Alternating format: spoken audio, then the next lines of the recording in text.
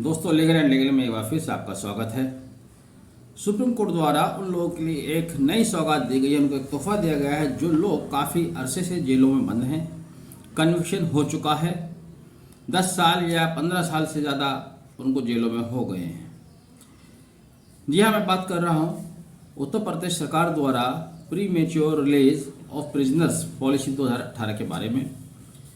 दरअसल जैसे कि आप जानते हैं कि उत्तर प्रदेश सरकार द्वारा 8 अगस्त 2018 को एक pre mature release of prisoners policy बनाई गई थी, जिसमें प्रावधान किया गया था कि हर साल 26 जनवरी को ऐसे प्रिजनर्स जो 15 साल या उससे अधिक अवधि से जेलों में बंद हैं या जिनका कंडक्ट अच्छा है, उनको उनकी सज़ा पूरी होने से पहले प्री मेच्योरली रिलीज कर दिया जाएगा।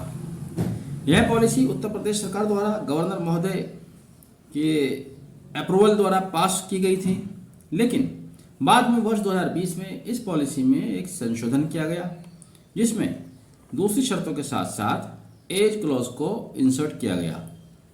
कहा गया कि जिन अपराधियों की आयु 60 साल पूरी हो चुकी है और 15 साल अपनी सज़ा पूरी कर चुके हैं, उनको प्री मेच्योर रिलीज का या रेमिशन का बेनिफिट मिलेगा।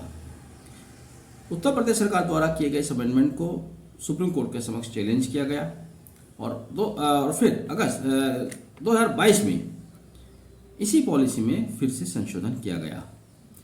हाल ही में जस्टिस डी.वाई. चंद्रचूड़ और जस्टिस हिमा कोहली की बेंच ने राशिदुल जफर उर्फ छोटा बनाम उत्तर प्रदेश राज्य में दोबारा से गाइडलाइन जारी किए हैं। मैं बता दूं यहाँ पर, इससे पहले भी सुप्रीम कोर्ट कई बार कह चुका है। आपको याद होगा सौदान सिंह बनाम उत्तर प्रदेश राज्य, जहाँ पर सुप्रीम कोर्ट ने कहा था कि जो लोग 10 साल से अधिक जेलों में बंद हैं, वे यदि अपनी बेल एप्लीकेशन लेकर आते हैं तो उनको जमानत दे दी जाए। उसके बाद सुलेमान बनाम उत्तर प्रदेश राज्य में भी सुप्रीम कोर्ट द्वारा उत्तर प्रदेश सरकार से जेल अथॉरिटी से कैटेगरी वाइज सूची मांगी गई थी। ऐसे अपराधी जिनको 10 साल से ज़्यादा जेलों में हो गए हैं, ऐसे अपराधी जिनको 15 साल से अधिक जेलों में हो गया है, ऐसे अपराधी जिनकी सज़ा पूरी हो चुकी है। वहाँ भी सुप्रीम कोर्ट ने गाइडलाइन जारी की थी कि जिस अपराधी को जितनी सज़ा कन्विक्शन हुआ है, अगर उसका 50% या उससे ज़्यादा उसने पूरा कर लिया है तो उसको रिहा कर दिया जाए, जमानत पर छोड़ दिया जाए।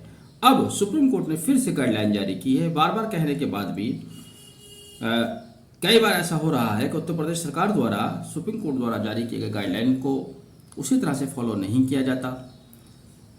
हैरत की बात तो यह है कि न सिर्फ उत्तर प्रदेश राज्य द्वारा बल्कि स्वयं सुप्रीम कोर्ट द्वारा भी आपस में बेंचेस में कुछ कोऑर्डिनेशन की कमी है, कन्फ्यूजन है। क्या है कि वहाँ भी, यहाँ जैसे अभी लेटेस्ट जजमेंट जिसकी हम बात कर रहे हैं, इसमें कहा गया है कि जो प्री मेच्योर रिलीज पॉलिसी 2018 के अंतर्गत एलिजिबल हैं, उनको कोई एप्लीकेशन मूव करने की ज़रूरत नहीं है, ऑटोमेटिकली उनको रिलीज कर देना चाहिए।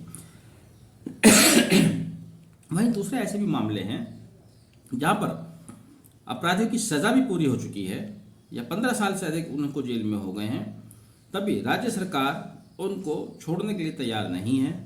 तब वे सुप्रीम कोर्ट आते हैं और सुप्रीम कोर्ट द्वारा भी, जैसे कि इस जजमेंट में कहा गया कि उनको एप्लीकेशन की जरूरत नहीं है, लेकिन वहाँ सुप्रीम कोर्ट द्वारा ऐसे केस मेरे संज्ञान में है। गाजियाबाद का एक केस है जहाँ एक कन्विक्ट को 16 साल से अधिक जेल में हो गए हैं, सुप्रीम कोर्ट गए तो सुप्रीम कोर्ट ने उत्तर प्रदेश राज्य से, जेल अथॉरिटी से उनके कंडक्ट के बारे में, उनके अपराध के बारे में, उनकी सज़ा के बारे में डिटेल मांगी है। डिटेल मांगी है तो डिटेल आने में समय लगेगा, फिर उसके बाद सुप्रीम कोर्ट क्या जजमेंट देता है उसमें समय लगेगा।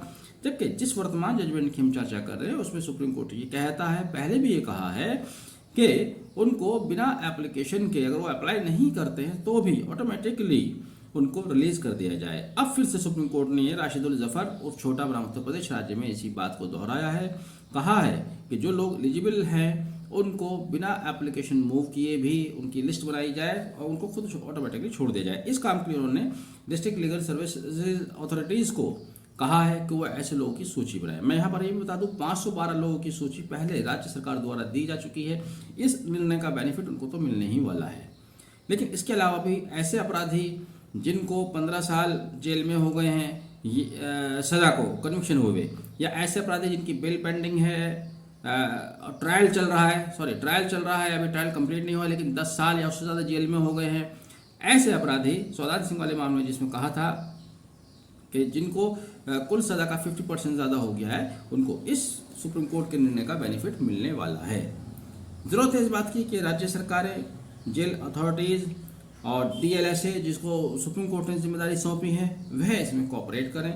तो हम देखेंगे कि आने वाले समय में काफ़ी लोग जो काफ़ी अरसे से जेलों में पड़े, ऐसे भी लोग हैं जिनके अब कोई पैरोकार नहीं रह गए हैं, कोई जमानती नहीं रह गए हैं। ये अच्छा निर्णय है सुप्रीम कोर्ट का कि उनको बिना जमानती दिए तो बॉन्ड्स के रिहा कर दिया जाएगा, क्योंकि वो कह रहे हैं कि उनको अप्लाई करने की भी ज़रूरत नहीं है। जब अप्लाई करने की ज़रूरत नहीं है, स्टेट ही उनको रिलीज़ करेगा, प्रीमेच्योर रिलीज़ करेगा।